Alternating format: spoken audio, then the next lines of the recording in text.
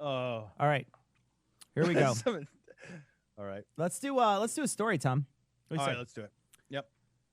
So, which one? Viral sensation Dr. Stella Emanuel says Jesus God. will destroy Facebook if her COVID video doesn't go back up.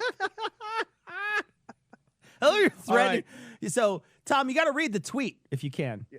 All right, hang on a second.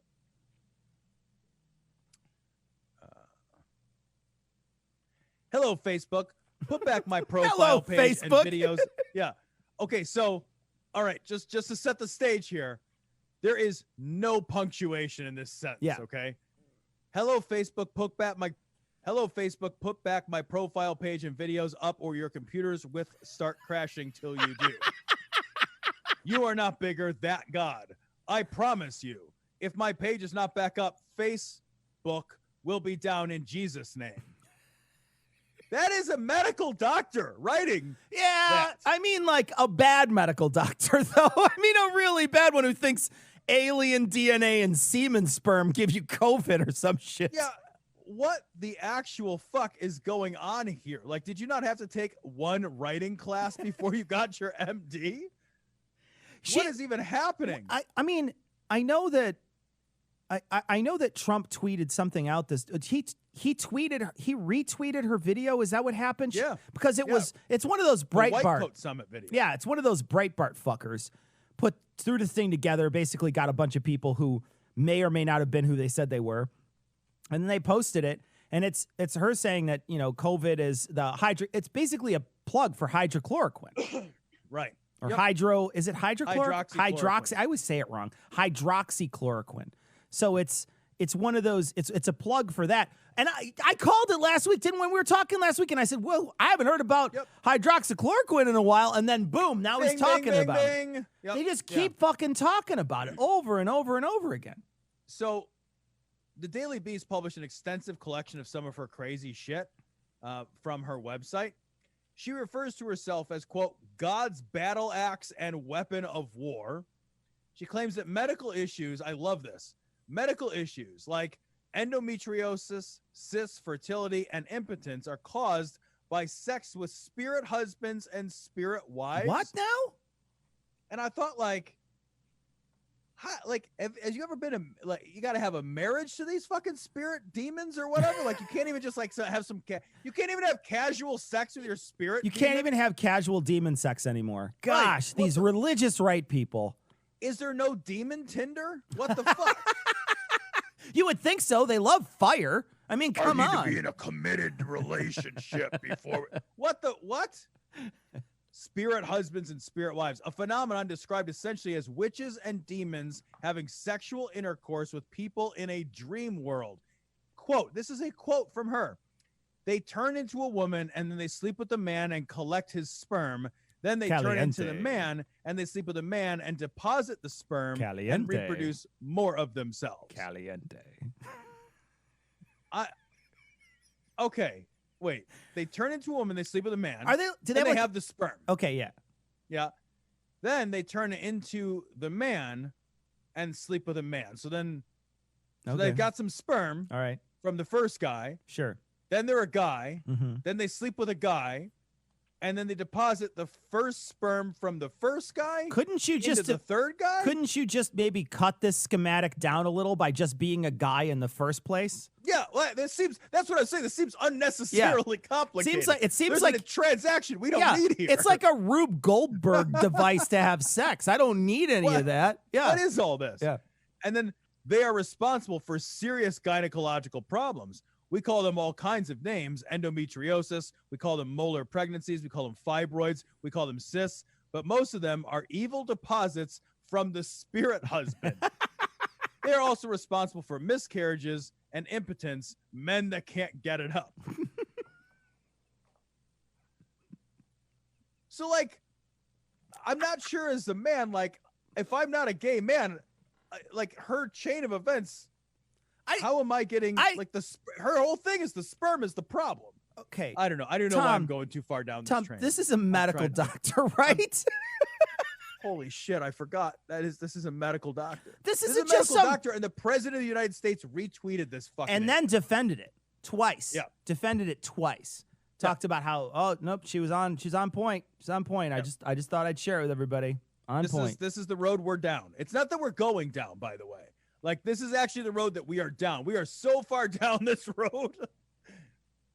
Is there a descent into madness further that we can fall into, Cecil? Is there more farce that we could fall into? I know. Have we reached maximum parody? At this point, it almost feels like there's genuinely no going back to. It feels like we're at a point now where no matter who gets in there next time, they're just going to tweet out partisan hackery videos and use Twitter as a fucking club. No matter what they're going to do. I mean, you can't imagine that. They're almost certainly going to do that, and it's terrifying that's now the medium that we're talking to people on.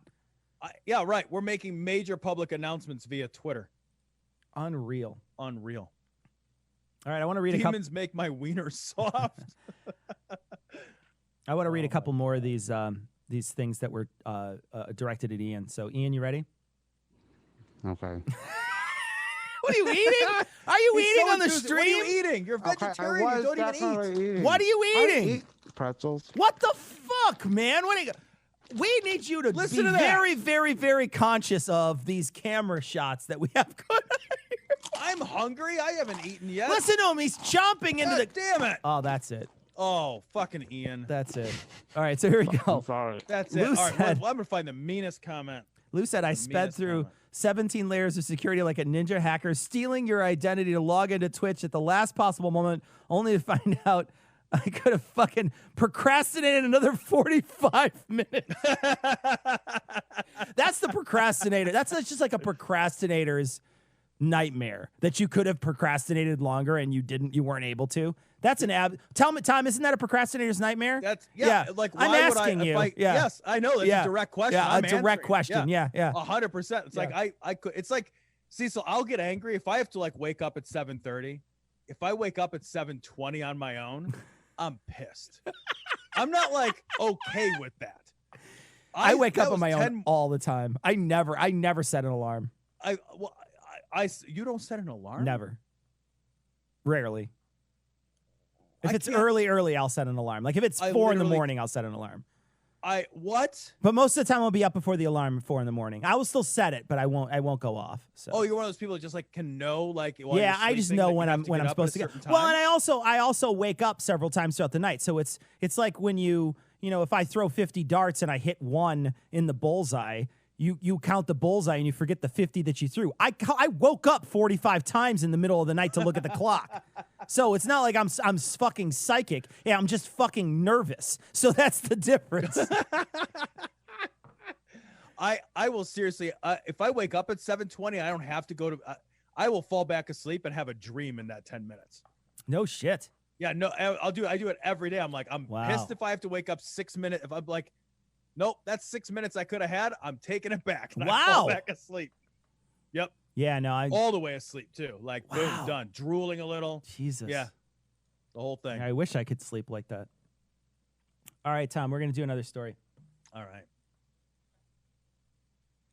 Which one do you want to do, bud? Let's do police respond to report of apex predator prowling around park. Discover, and I'm gonna show you guys what it is. This is the predator.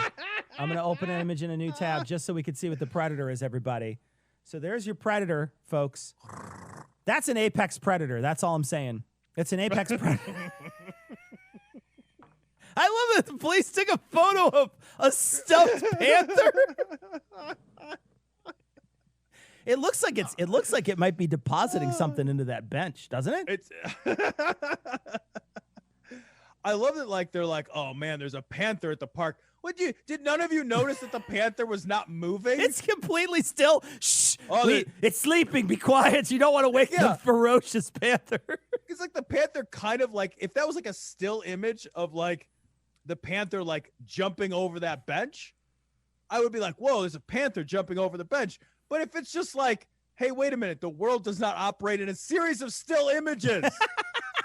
Panthers are not frozen in time, just like waiting awkwardly draped over benches. Somebody paused it while that panther was jumping over the I remember, Cecil, when I got a TiVo back in the day. Yeah. And I had the TiVo for the first time ever. And I was driving and I'd gotten really used to it. And I really loved it. I was like, man, this thing is fucking awesome.